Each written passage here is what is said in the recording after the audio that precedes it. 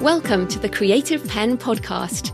I'm Joanna Penn, thriller author and creative entrepreneur, bringing you interviews, inspiration and information on writing, publishing options and marketing ideas for your book. You can find the episode show notes, your free author blueprint and lots more information at thecreativepenn.com, and that's Penn with a double N. And here's the show. Hello creatives, I'm Joanna Penn, and this is episode number 636 of the podcast, and it is in fact Monday the 25th of July 2022 as I record this, just before putting it out, really last minute this morning. In today's show, I'm talking about writing a bestseller with Ag Riddle, who writes sci-fi thrillers that have sold millions of books and brought Gerry multiple publishing deals as well as film and TV options. Gerry started out indie and we met at Frankfurt in 2014, and I've included a picture in the show notes. And he is now a hybrid author, and he has some really interesting thoughts on what he is willing to give up in order to have more time to write. I found it a thought-provoking interview indeed about the deeper questions of a writing career. So I think you'll enjoy it. And that's coming up in the interview section. So I'm going to jump straight into my personal update this week. I have been in Harrogate this week for the Theakston's Old Peculier Crime Writing Festival, which is one of the biggest crime writing festivals in the UK, probably in Europe. And Theakston's Old Peculier is a beer, if you were wondering. So there's a lot of drinking and talking about crime writing. It is a traditional publishing event, so full of big name authors, agents, publishers, editors, and the industry. And I went to some panels. I met up with a lot of author friends, both traditionally published, indie and hybrid, went to some parties, drank a few too many gin and tonics and generally had a good time and thought a lot actually about career and it's good to get away and be at these events that challenge us on different levels. Also, it was we had a bit of a heat wave you might have seen in the media earlier in the week, and so I didn't do much those days except lie around and be hot. Anyway, at the festival, I always have terrible imposter syndrome at things like this, but I went to a wonderful panel on my first day, chaired by the multi-award-winning Scottish author Denise Minor, who is brilliant, and she's been published since the 90s. And the first thing she said was how much imposter syndrome she and the other long-term writers, and they were all famous panellists, still feel. And that panel included Adele Parks and Mick Herron, whose Slough House books I have just devoured. I've literally read all of them in the last month after watching the adaptation on Apple TV called Slow Horses. And Mick won the Book of the Year at the festival, and well deserved.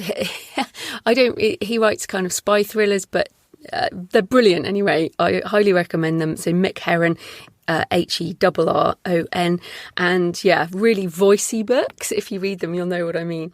So anyway, it was really interesting hearing that it was the first thing Denise said is imposter syndrome happens to us all, and it made me feel better.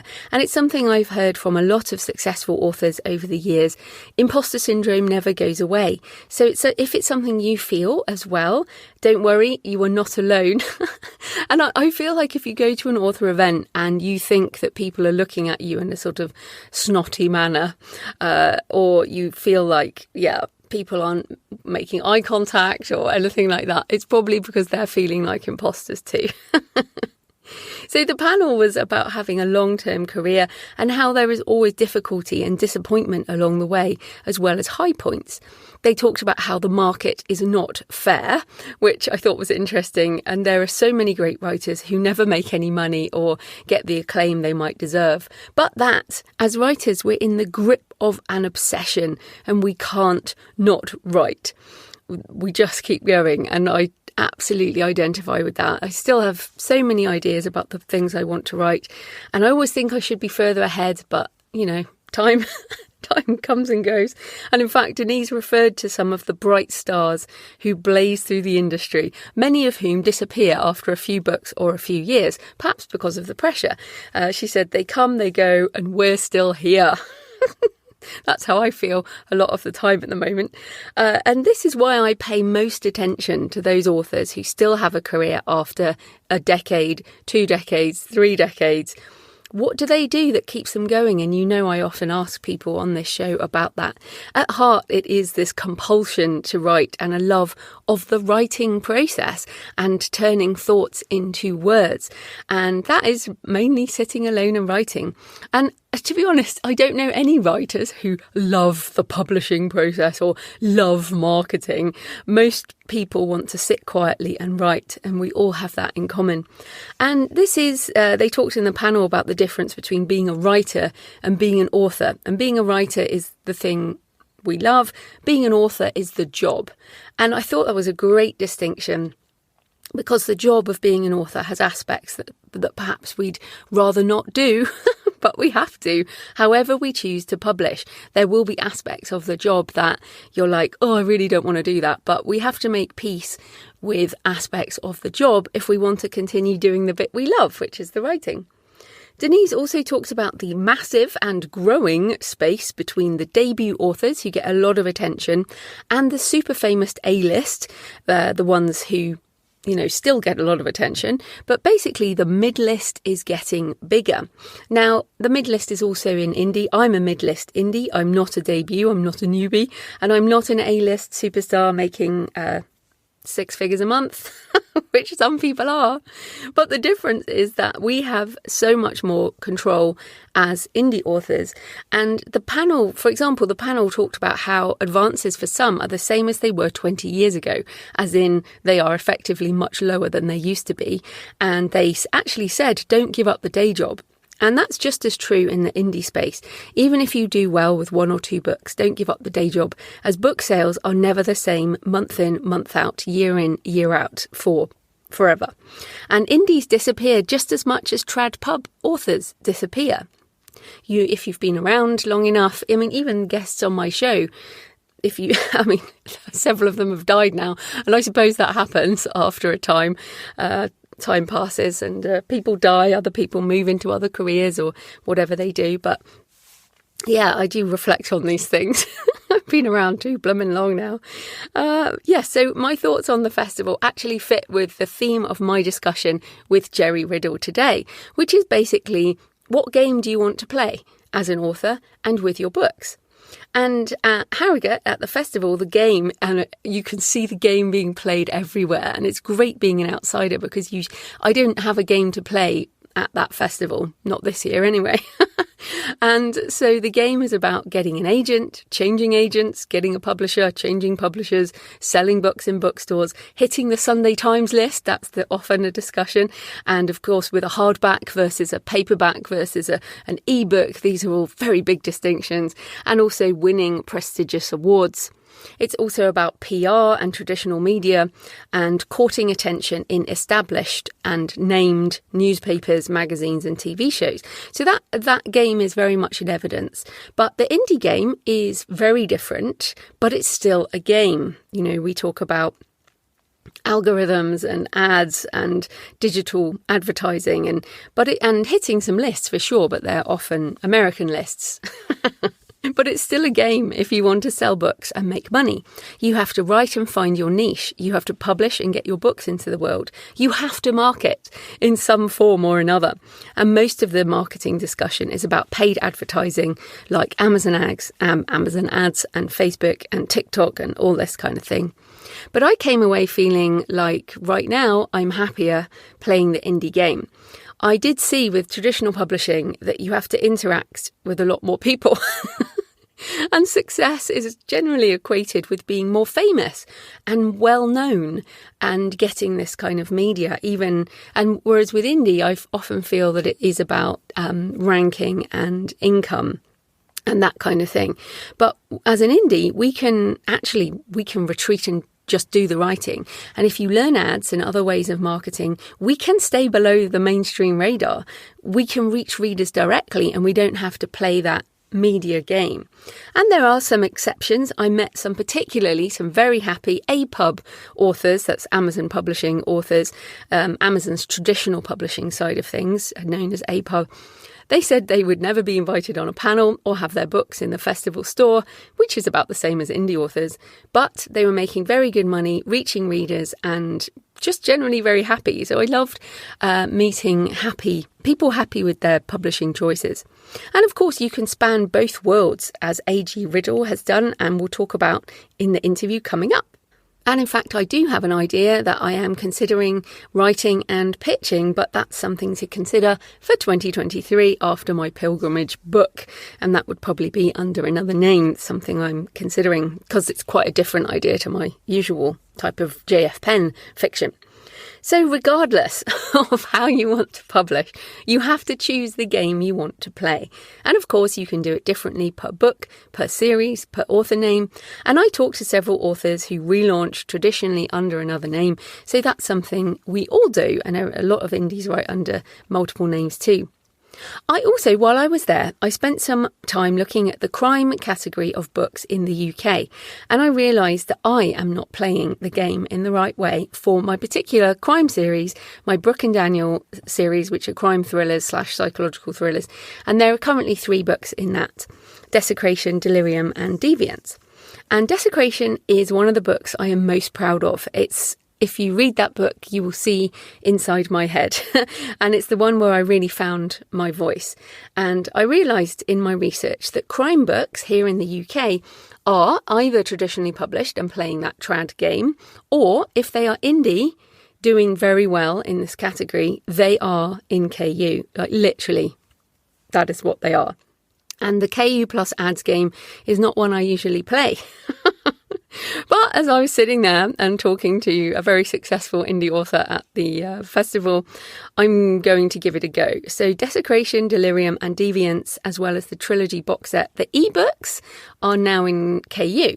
And I do have a lot of books now, so I can play different games for different names and different series. So with JF Penn, I'm still wide with all my other books. I have over 35 books now, so I can play these different games. So 3 of them, 3 plus a box set in KU. Now, obviously, I do wide with most of my books. I'm exclusively wide with How to Write a Novel as I record this on the 25th of July. It is still only available from my Shopify store at creativepenbooks.com in all formats, although it's now on pre-order in all the usual places and out mid-August everywhere.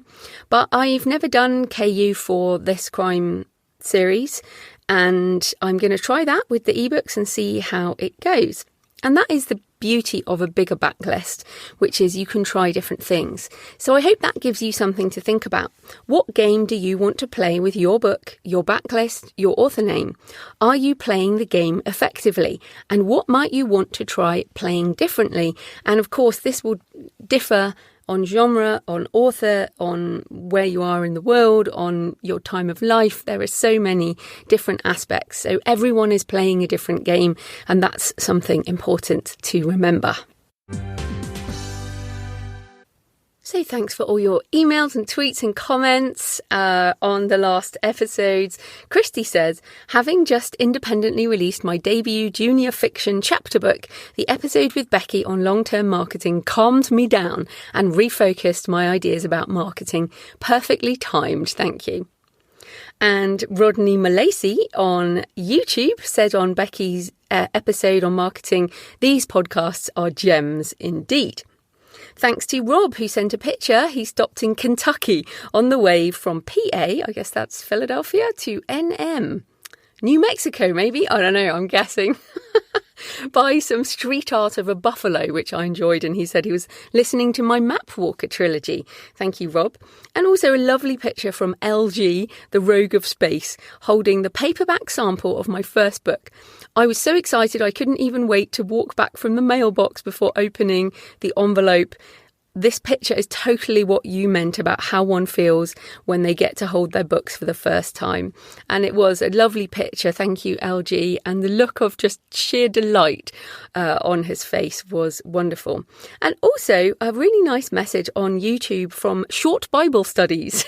who says, "Thank you, Joanna, for sticking with the podcast. I recall the fascination of discovering your podcast prior to you hitting 100 episodes. I even remember the episode where you first learned about Patreon and wondered aloud whether you could see yourself participating." And he says some other nice things, which I won't read out, but Patreon did turn out to be a good choice, and I will thank my patrons in a minute.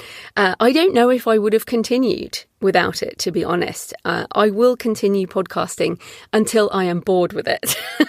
And I haven't reached that point yet because things keep changing. And as I just said, the game keeps changing. And but I really appreciate my supporters on Patreon because it does take time. And in fact, someone also said to me this week, do you think your career would have gone better or would go better if you stopped podcasting and wrote more? And I was like, oh, ouch. I don't want to think too hard about that because it is possibly true. But I do have this side of myself that really wants to help other people. Like, I have a real self-help side. Those of you who have been around for years know that originally I wanted to be a sort of British Tony Robbins, but without the bouncing around energy, a sort of introvert Tony Robbins. I always wanted to be a self-help writer, and I have done that over the years. Career Change was my first book. It was a non-fiction book, it's a self-help book, helping people change careers. And so I do have this side of me that really does want to help other people. And I think if I just say wrote fiction, I would struggle because I still want to help other people. So yeah, the podcast, as I said, I'll continue up to the point where I don't continue, but I haven't reached that point yet. Right, so you can tweet me at The Creative Penn with a double N. Send me pictures of where you're listening. Email me, joanna@thecreativepenn.com, or leave a comment on the blog or the YouTube channel. I love to hear from you. It makes this more of a conversation. So this episode is sponsored by Pro Writing Aid, which I use multiple times in my editing process and features quite a lot in my book, How to Write a Novel.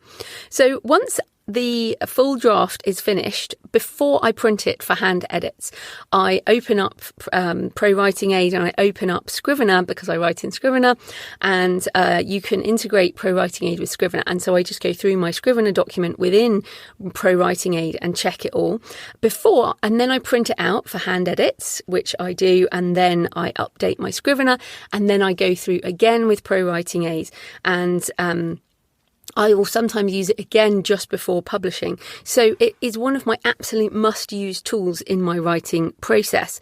So, why use software to help you? Why don't we all just learn all the grammar rules, all the writing rules, and apply them ourselves? Well, we all use tools to improve our process, and we are also often blind to our writing issues. It helps to have another pair of eyes, even if the eyes are software.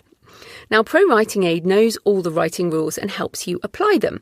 And of course, you can choose not to make changes as you like. It helps with making your writing more active, finds repeated words, finds words you can improve, helps you with sentence structure, grammar, punctuation, typos, spacing problems, and more. It even has things like, is this the right kind of word? For example, using the word mankind, it will now say, do you want to use a word like humanity instead? It integrates with all the usual word processing tools, and as I said, with Scrivener, which is how I use it. Now, won't an editor do all of this? Isn't that what we pay editors for? Well, yes, they can do this, but I would rather pay my editor to fix the things that software can't. Now, as brilliant as Pro Writing Aid is, it cannot read the manuscript as a human or as a whole and comment on bigger issues like character development or inconsistencies or plot holes. So I use Pro Writing Aid as an essential tool before sending to my wonderful human editor. And in fact, you heard an interview with Kristen Tate, my current editor, as I record this in 2022, and we talked about using Pro Writing Aid as part of the process. So you can check out the free edition or get 25% off the premium edition by using my link, prowritingaid.com/Joanna, Joanna. That's prowritingaid.com/Joanna. This type of corporate sponsorship pays for the hosting, transcription and editing, but my time in creating the show is sponsored by my wonderful patrons, and especially the futurist episodes, the in-between episodes, all sponsored by my patrons. Thanks to new patrons this week: Miriam Giles, Carlisle Brook, Jennifer Lauer, and Amy Pendino. And thanks to everyone who's been supporting the show for months and years. You are all amazing. And as I said before, it means so much to me that you get so much from the show, that you find it useful, that you want to contribute a few dollars or more than a few dollars or euros or pounds, or there's many, many currencies on Patreon now. And you get the extra monthly Q&A audio, which went down well this month. I think I was more honest than usual. I think I'm getting more and more honest in my old age, to be honest. I am 47 now, and those of you who know what this age feels like know probably why. But yes, join me on the Patreon, behind the scenes at patreon.com, patreon.com/The Creative Penn. Right, let's get into the interview. Ag Riddle is the best-selling author of 11 books with over 4 million copies sold and translated into 24 languages. His latest novel is Lost in Time, a time travel thriller. So welcome to the show, Gerry. Well, thank you for having me. Oh, I'm excited to talk to you. But first up, tell us a bit more about you and how you got into writing after quite a different original career. Yeah, I'm someone who didn't grow up wanting to be a writer. It's something that sort of is a second career for me that I came to in my late 20s, early 30s. I mean, I started an internet company in college, and I did that for 10 years, and I really enjoyed it. I mean, I like creating software and love the startup environment, but I don't know. I mean, I had had some success in my career, but I didn't really feel that I'd found that thing that I felt I was really qualified to do and was meant to do with my life. So I was kind of just at this point in my life where I was reflecting to say, when I leave this earth, what do I want to be proud that I've worked on? And I think if you get 10 years into a career, I think you learn a lot about yourself and your own strengths and weaknesses. And I think it's incumbent upon all of us to periodically reflect and say, why am I not achieving the sort of success I want, or what went well, what didn't? But the thing that I found is that what I loved about my job was creating something. Web-based software is what we were creating. But running a company is something that I didn't have much interest in. Like, I grew up, my dad owned a sign company, my grandfather owned a lumber company. I grew up around business, and I guess you sort of via osmosis inherit some kind of interest from your parents and grandparents or your idols.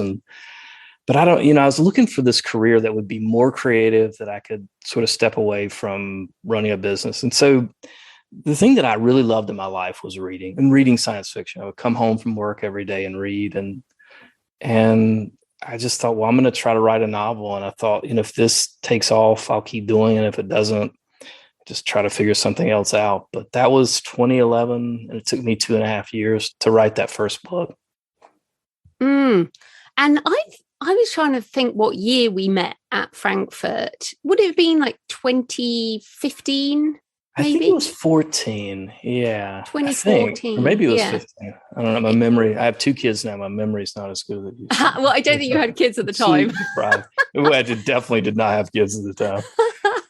But yeah, so when we met, I'd read, I think, the first book, and I remember that you said to me that you intended to write a bestseller in the vein of Michael Crichton. And I love Michael Crichton. I read all the books. And then when I was researching this, I went to your website, and there's a quote from Publishers Weekly saying, Crichton-esque thrillers don't come much better than this. And I was like, oh, that is fantastic, because I knew that's what you set out to do. But I mean, the biggest question then is you just said there, I'll try to write a novel, and if it works, I'll carry on. And look, many of us try and write a bestseller and it doesn't work. So how did you craft a book? How did you go about this in a way to kind of craft a bestseller? Because it's not luck, is it? Well, I think it's a bit of both, right? I mean, to your point, I think that you can be very purposeful about it. And I think for me anyway, I knew one of the advantages of starting this career a little later in life is that I knew myself really well. And I knew that if I wrote a book that didn't really get much traction, that I would be discouraged and that I would probably give up on it. And so the first stuff I wrote, man, I thought, this is terrible. Like, I'm never going to be able to do this. And reading my writing, I was like, man, this is not good. So, I mean, that's what took me 2.5 years. I probably wrote that book, I don't know, a dozen times. My wife at the time, you've met Anna, and she thought I was going nuts. I mean, she was just like, you're going to have to be institutionalized. There's something very wrong with you to work on something in isolation for many years. But I'll say that the decision that I made that I do think launched my career was to basically focus on my strengths and avoid my weaknesses. I knew for my debut novel, I would not be the strongest dialogue writer or the writer of characters and maybe plotting and sort of all the things that I think that every novelist gets better at over time. But I felt that the science and history, I remain a huge geek and I love learning about science and history. And that's something that I felt like I could do pretty well. And I felt very confident in it. And I also felt like there was an audience out there, an underserved audience that was hungry for these kind of science and history based thrillers. And so what I would say is I chose my genre, I think, very well. I mean, what I loved reading were those books. I mean, there's not a lot of them. But space adventure and stuff like that is what I read, but there was so many people writing it. And I thought doing it pretty well. I chose this genre that I felt like had a big audience. I felt like I could write and sort of fit with where my skills were. Mm. I feel like Michael Crichton is kind of science fiction thriller, but not really known as space, obviously. I mean, a couple of them, I guess, but most of them were not. And I feel like, I mean, you said there you found a niche and there was a hungry audience in that niche, but I thought you were kind of mainly in the sort of mainstream thriller niche now. Yes. And I think, The Atlantis Gene, that debut novel, I positioned as a science fiction thriller, but I think it has these aspects of action and adventure, and it's sort of a scientific mystery. I do think it crosses genre lines, and that helped it.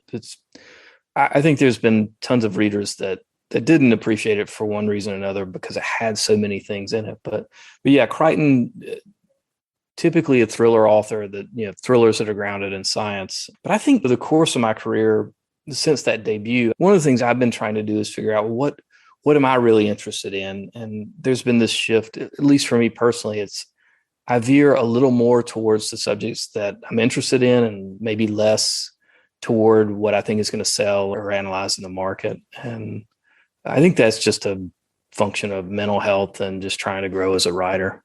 Mm. And obviously you talked there that you're a science geek, a history geek. So how do you do your research? What does your research process look like?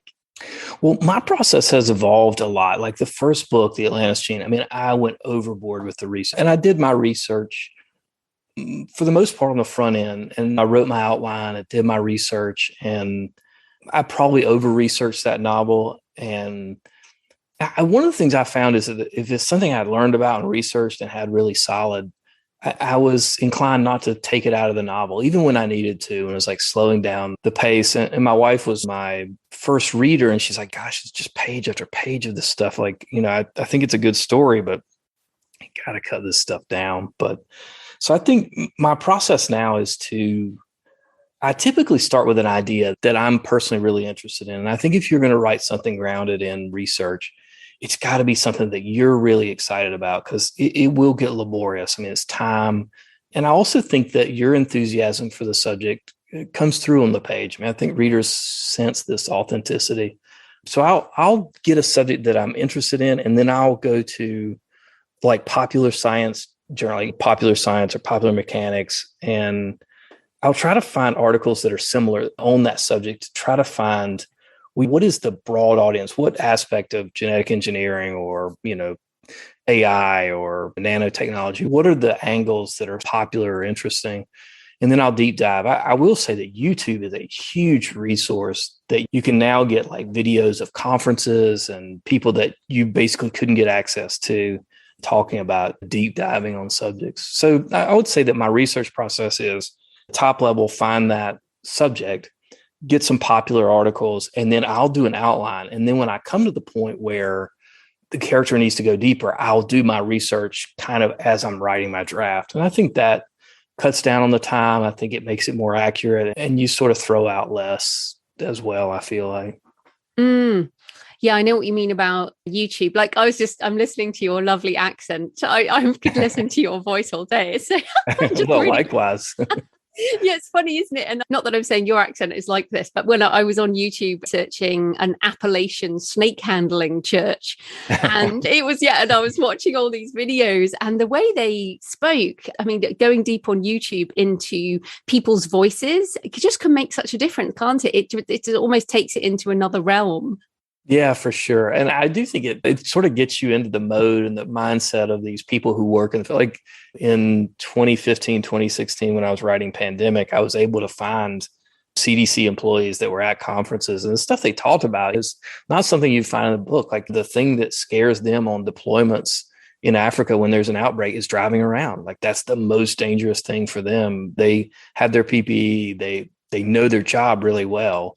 They're not scared of they're scared of getting Ebola, but their top concern is driving around and getting in a car accident and getting hurt really badly. Anyway, but yeah, the Appalachian snake handler. I grew up in the foothills of the Blue Ridge Mountains, and yeah, that's an interesting subject. Like people speaking in tongues and just crazy stuff. But yeah, it's really fun. But yeah, you can find all sorts on YouTube. Interesting though, you mentioned your book Pandemic, and you wrote that, you said 2015, 2016. How did that go in the pandemic? Like, did you sell an absolute ton, or did people not want to read about a pandemic in a pandemic? Well, both, right? Like at the beginning, I remember this, like at the beginning of the pandemic, because I mean, it was apparent to me once you started to see how contagious it was and what the case fatality rate is going to be a big deal. And also the asymptomatic period for carriers. But it's like, I remember it was February or something, and we were going to launch on like a lock screen ad with AMG and for Pandemic. And so they emailed me back and they're like, hey, because of this outbreak in China, we're going to have to pause this for 2 weeks, but the pandemic should be over in 2 weeks. Emailed them back. I was like, let's just sort of indefinitely pause this. And in no way is it going to be over in 2 weeks. But to my surprise, early in the pandemic, that book really took on a new life. Like it sold a lot of copies, and the UK printer Head of Zeus did another printing of it. And then as the pandemic wore on, no one wants to read that book. I don't know what it's selling now, but it's like, I know that it's exceedingly less popular than it has been historically. And I think we all kind of have this pandemic fatigue. And I think people read it early to try to get a sense of how this thing was going to play out, I think we all read to kind of understand the world around us. And I think there was some of that, but now it's just like, pandemic, last book in the world. Anybody? Yeah.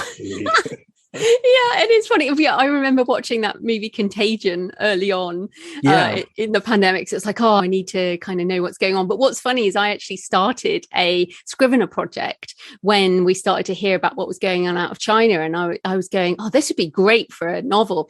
And literally it was probably by middle of February, I was like, this is no longer great for a novel. And I just ditched that Scrivener project. I was like, nope, not happening. But I mean, given you wrote that beforehand, that's awesome.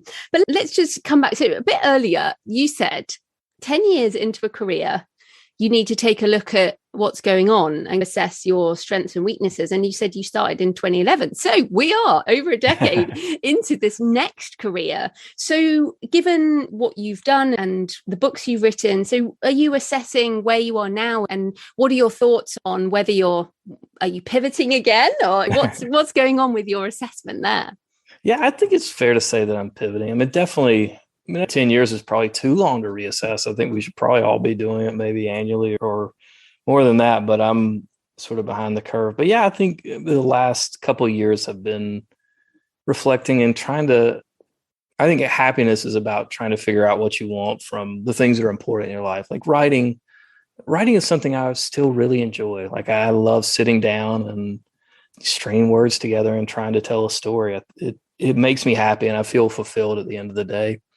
I would say that since 2011 or March of 2013 is when the book came out, the first book. I mean, things have changed a lot. I mean, the job feels different. I think self-publishing is a bigger task than it was in many ways. I mean, it's like when I published that first book, I mean, it was like I put it on Amazon.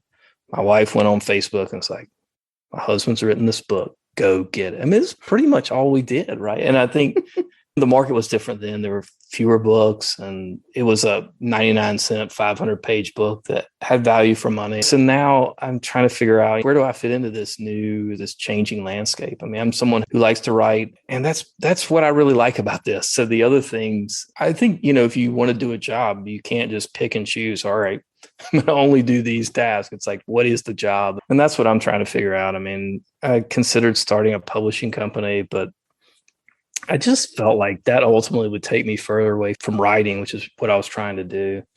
And I also like my business career.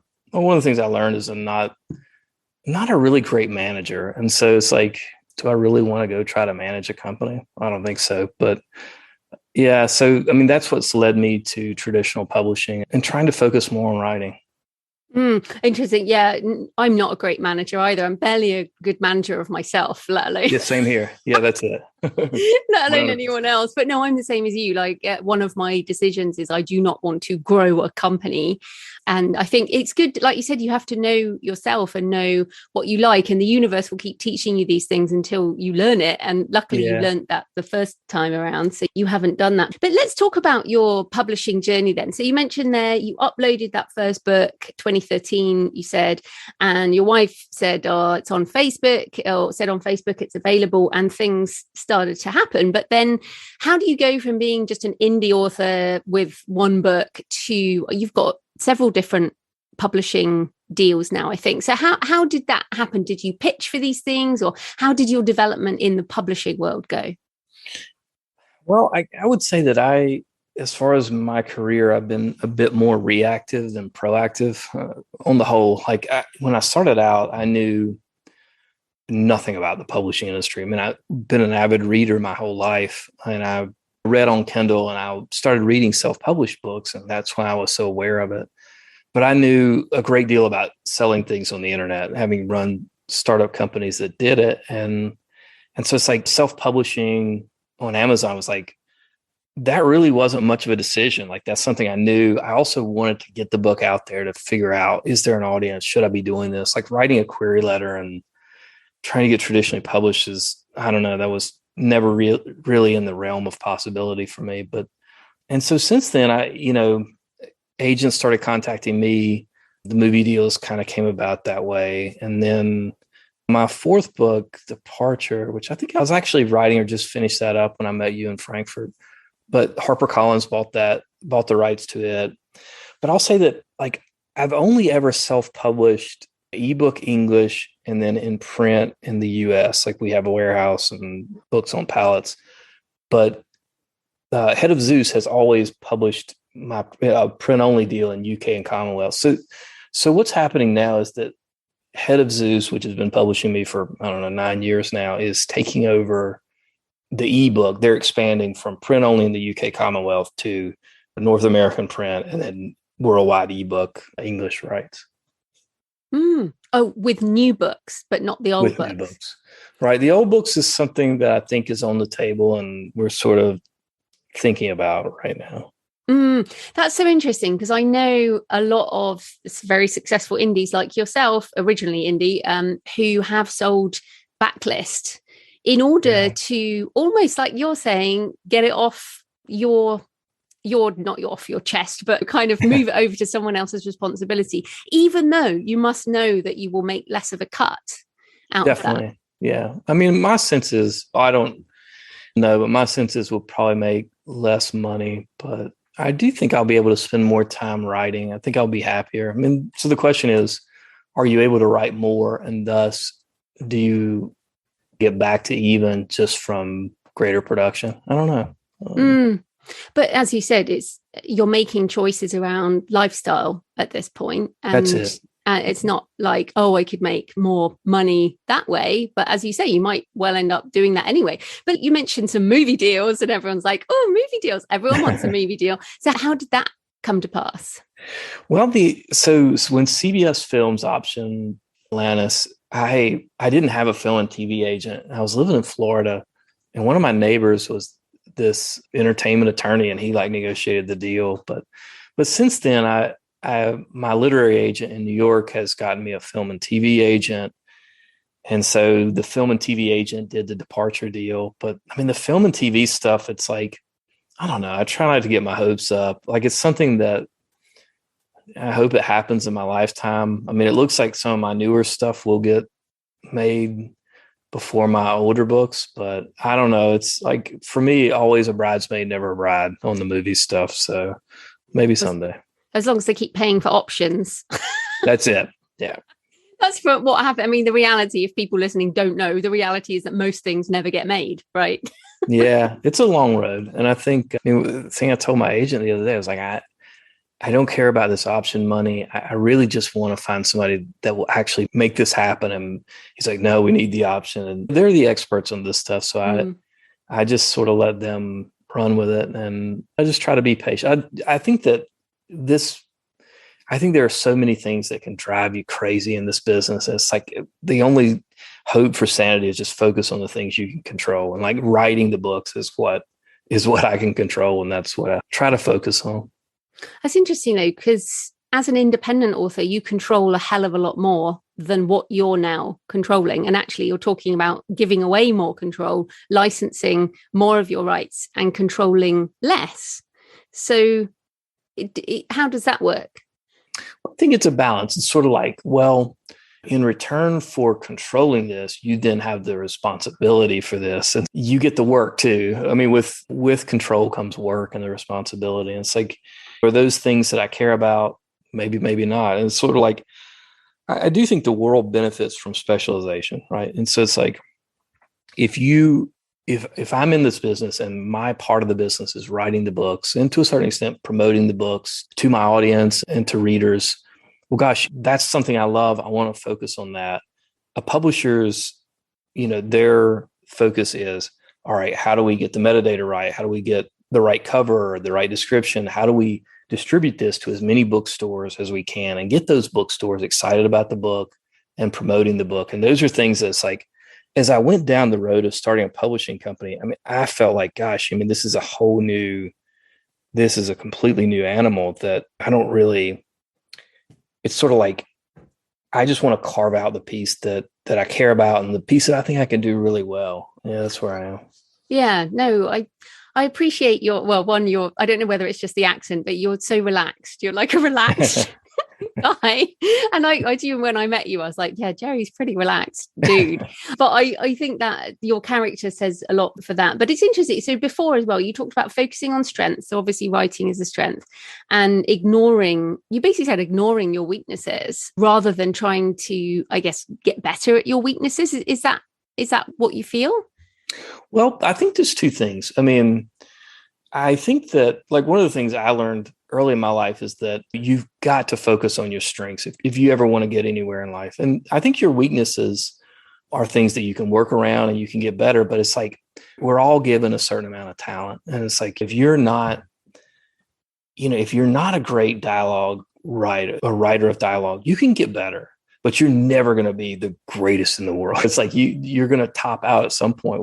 It's limited by the way your brain is wired. So I think that when I began writing, there were things that I was like, I think I can get better at this, but I know I'm never going to write one of these literary novels with these deep characters. I don't think, but I think that knowing your weaknesses and trying to work around them is sort of the wind at your back. I mean, if you can do that, great. Because you don't have to be good at everything, right? Like you just need to be good at the stuff that you do and what you make a living at. So.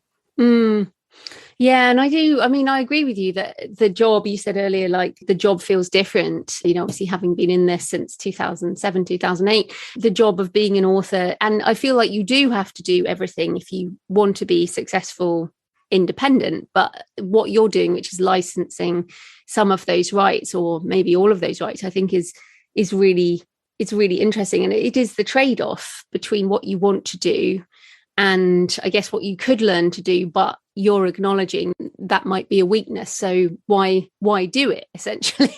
It's a strong message, that. Yeah. Well, I think, and I think it's sort of like when you're in a job, like when you started self-publishing long before I did, but it's sort of like when we first got into it, I mean, a lot of it was about getting your cover right. How do we get the description? And then the book, right? But I think ads is this whole other thing. And it's like, well, I know I'm not a great manager, and it's like ads or something. Like I haven't even looked at my ads in months, and I just don't.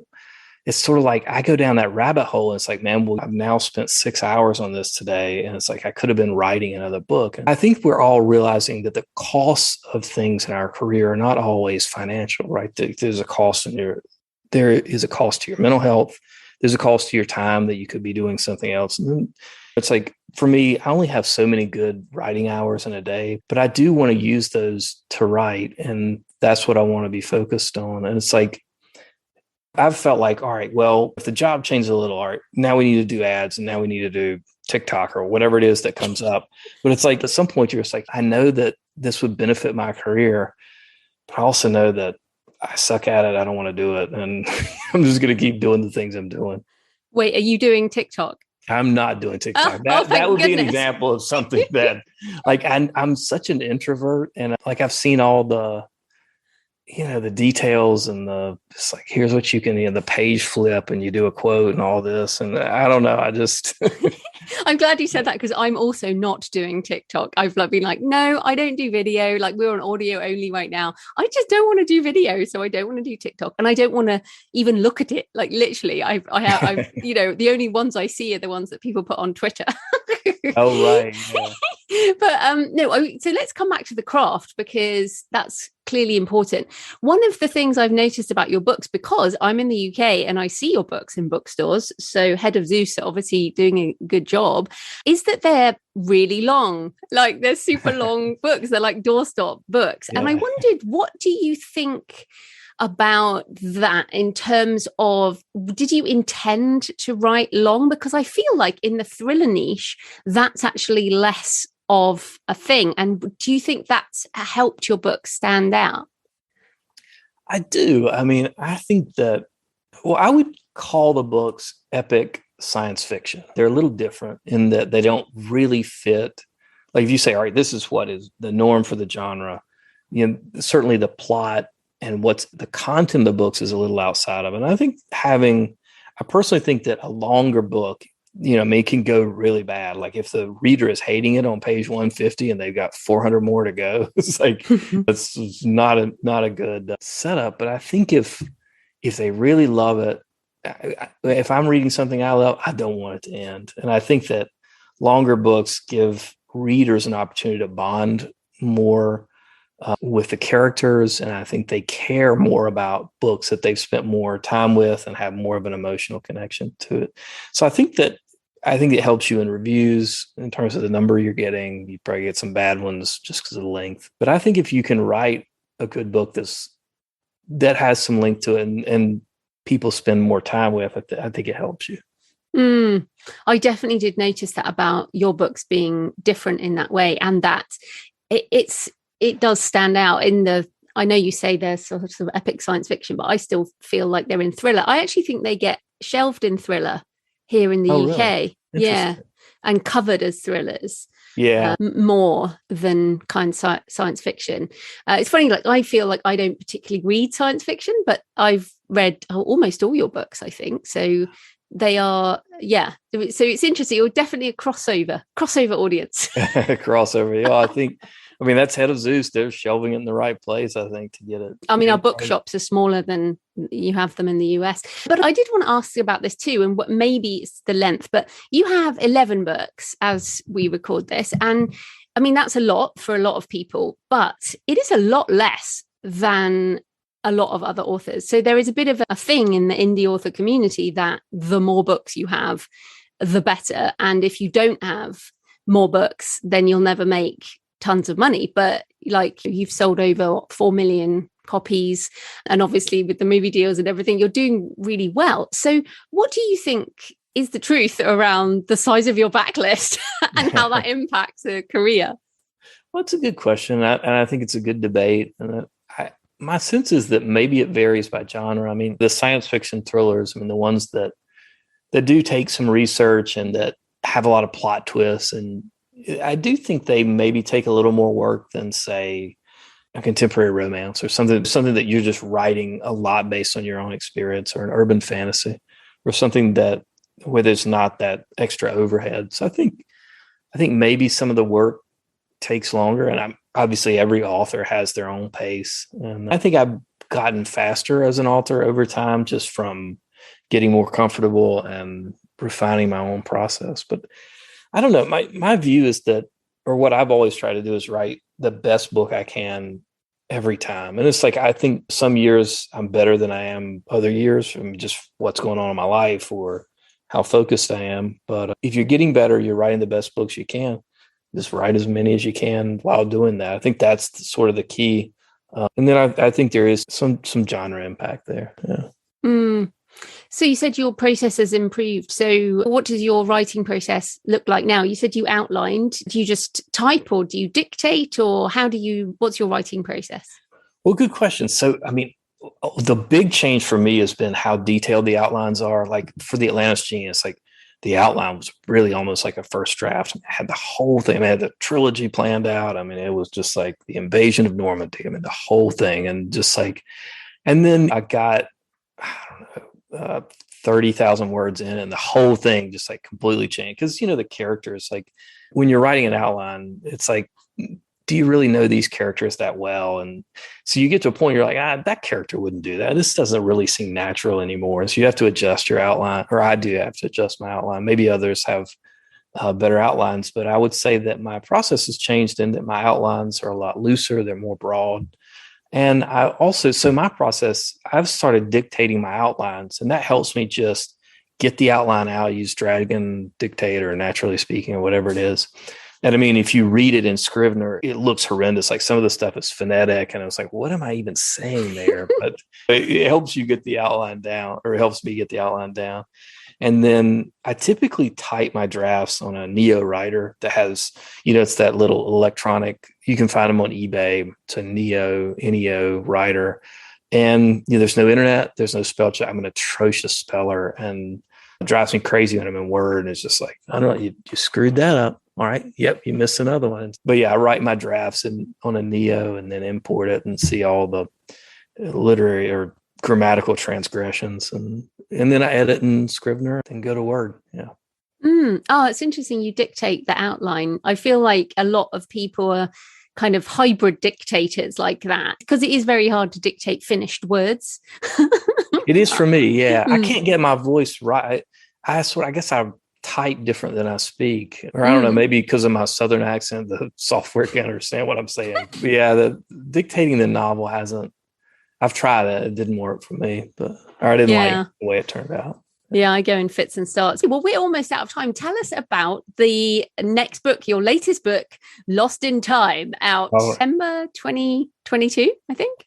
Yeah, September 1st. All right. Yeah. So Lost in Time, I would call it a time travel murder mystery. And it's about a widowed father whose girlfriend is murdered, and he and his daughter are accused of the crime. And the evidence is ironclad, and they'll be convicted. And this takes place in the near future, in which murderers aren't sent to prison. They're sent to the past, 200 million years into the past, to the time of the dinosaurs. And so the main character, Sam Anderson, makes the decision to confess to the crime to save his daughter. And so he's sent to the past. And so his daughter stays in the present, and her mission becomes to clear her father's name and figure out how to get him back, and to figure out who really committed the crime. So she has kind of this murder mystery to unravel. And then Sam in the past has sort of this survival situation. And there's some secrets waiting for him back there. And so it's a time travel science fiction thriller that I'm pretty excited about. With an edge of Jurassic Park, then. It has dinosaurs. Yeah. I mean, that's the first thing I told my agent. He's like, what is this book about? I was like, Danny, it's got dinosaurs. And things went from there. I love it. I mean, that is a great premise. I'm certainly going to read it. It's funny. I think I looked at it and went, I'm not really into time travel. Now you've told me that. I'm like, okay, I'm totally getting that one. I love a time travel with dinosaurs. Gotta love dinosaurs. Again, Michael Crichton, it just got me whenever that year was when Jurassic Park came out. Goodness, must have been 90 something, 93? Yeah, 92. Yeah, 92, 93. Yeah. Sometime around there. Oh no, that's awesome. Right. So where can people find you and your books online? Yeah, it's agriddle.com, and then the links to all the retailers are there. Fantastic. Thanks so much, Gerry. That was great. Thanks for having me. So I hope you found the interview with Gerry interesting, and perhaps you can have a think about his question about reflecting at the 10-year mark or wherever you are in your writing journey, 1-year mark or 5 years or whatever. And as he said, it was near the beginning, but he said, why am I not achieving the success I want? What went well and what didn't? What do I need to change? And coming back to my introduction where I said, what game do you want to play? And are you playing by the rules of that game, and what do you need to do to play it differently? It's something we always need to keep coming back on. So this week I've got an in-between-isode on blockchain, copyright and intellectual property management with Roni Levy, which is focused on how the architecture of blockchain could transform copyright and intellectual property for creators in the coming years. And then in next Monday's show, I'm talking to Sasha Black about lessons learned from 3 years as a full-time author. And Sasha is a friend, so we have an honest, open conversation, which I know you'll enjoy. In the meantime, happy writing, and I'll see you next time. Thanks for listening today. I hope you found it helpful. You might also like the backlist episodes and show notes, available at thecreativpenn.com/podcast. You can also get your free author blueprint at thecreativpenn.com/blueprint. If you'd like to connect, you can tweet me at The Creative Penn or find me on Facebook at The Creative Penn. See you next time.